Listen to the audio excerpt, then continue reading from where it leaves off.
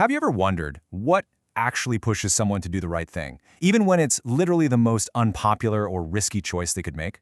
Welcome back to The Explainer. I'm so thrilled you're joining us today because we're going on a seriously fascinating journey into a concept deeply rooted in timeless philosophy, the Elu of the Nine. If you spend any time thinking about the nuts and bolts of justice, truth, and how we actually forge our own character, well, you're absolutely in the right place. Today, we're unpacking source texts that frame the Elu of the Nine not just as some dusty historical footnote or an abstract idea, but as a grueling, entirely necessary path to absolute ethical fortitude. It's a journey toward building profound, personal moral strength. Okay, let's dive into this. What do you do when justice actually demands action? This right here is the philosophical deep end we're jumping into today. I mean, it's one thing to just sit back and theorize about what's fair in a perfectly calm, controlled vacuum, right? But how do we actually respond to injustice when the situation gets real, when things get incredibly messy? This explainer is really going to challenge how you think and, more importantly, how you step up when the pressure is on. Section 1. The Awakening. From Theory to Action. So, to really wrap our heads around the Elu of the Nine, we have to leave the comfort zone of abstract beliefs. We're leaving that behind and waking up to a reality where justice isn't just some nice thought floating around in your head. It requires real, tangible movement in the real world.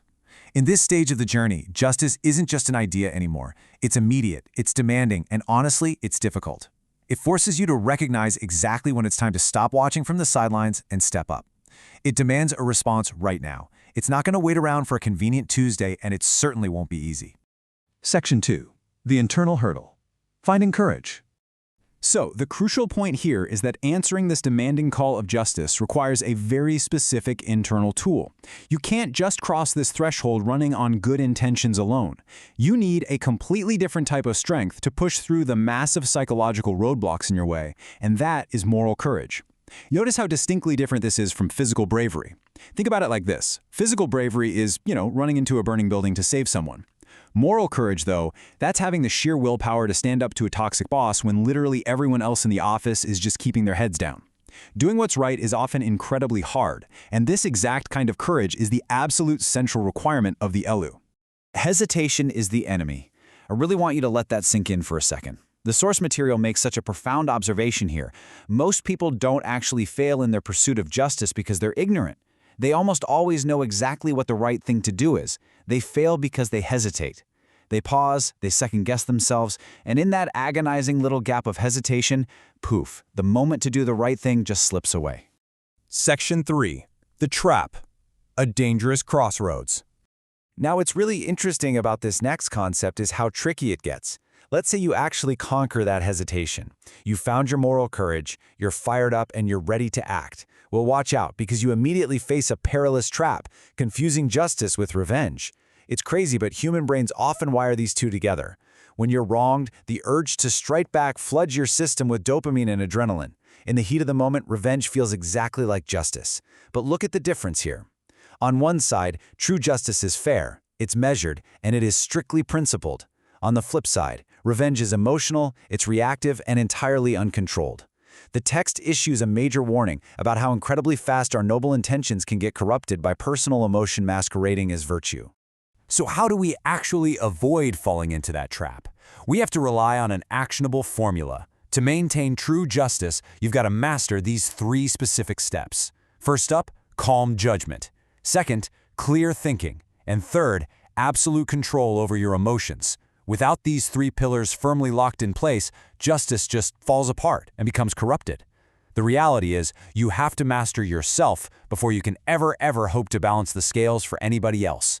Section 4. The Crucible. Truth under Pressure. It is remarkably easy to value the truth when you're sitting comfortably and everyone in the room is nodding along with you. But the true test of your character, the actual crucible that reveals what you're really made of, only happens when things get difficult. It happens when there's an actual risk to your reputation or your livelihood.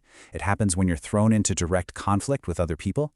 And it definitely happens when there's this immense social or professional pressure to just quietly go along with a lie instead of rocking the boat. Because of this, the philosophy of the Elu presents an absolutely uncompromising mandate. Truth must be upheld, even in difficult circumstances. This isn't just polite advice, folks. It's a non-negotiable requirement. Holding the line under pressure, especially when it actually costs you something, is the ultimate measure of your moral fortitude. This is where it gets incredibly serious. This is the real, ultimate test of the journey. Section 5. The weight of choice. As you walk this path of moral strength, you really start to grasp the incredibly heavy burden of responsibility we all carry around every single day. It sounds so wonderfully simple, but honestly, we forget it all the time. Action has impact. Every single move we make, every word we speak in defense of justice, or against it for that matter, sends a ripple straight out into the world. Your actions create real, tangible consequences for the people around you. And here is the brutal, undeniable flip side to that reality. Choosing not to act is still a choice. You can never simply opt out of responsibility. If you see an injustice happening and you decide to stay silent, well, that silence is an action. That silence has a massive impact. You can't just wash your hands of the whole shebang by turning a blind eye to it. Inaction carries the exact same moral weight as action. Section 6. Forging disciplined moral strength. And this brilliantly illustrates the final stage. This is where that raw desire for action and the heavy weight of all those difficult choices are finally hammered out on the anvil into true, disciplined character. Genuine justice demands absolute, fair accountability for absolutely everyone. Yes, that means holding others accountable, but equally, actually, scratch that, probably more importantly, it means holding yourself accountable. And it requires applying this justice without a single shred of favoritism. Literally no one is above consequence, not your best friends, and certainly not you. Ultimately, this entire journey toward personal moral strength is deeply, fundamentally about restraint. Uncontrolled strength is basically just a wrecking ball. It only leads to destruction. But disciplined strength, strength that is controlled, carefully directed, and guided by unwavering principle, that is what actually builds justice. Strength without principle doesn't fix anything. It just causes harm. So I want to leave you with this final, provocative thought to carry with you today. Do you have the courage to stand for truth when it matters most? When you're staring down injustice, will you step up and act, or will you stay silent? Take a moment to really reflect on your own path here. The journey to moral strength is absolutely not easy, but man, it is so necessary. Thank you so much for joining me for this explainer, and I'll catch you next time as we continue exploring the big ideas that shape our world.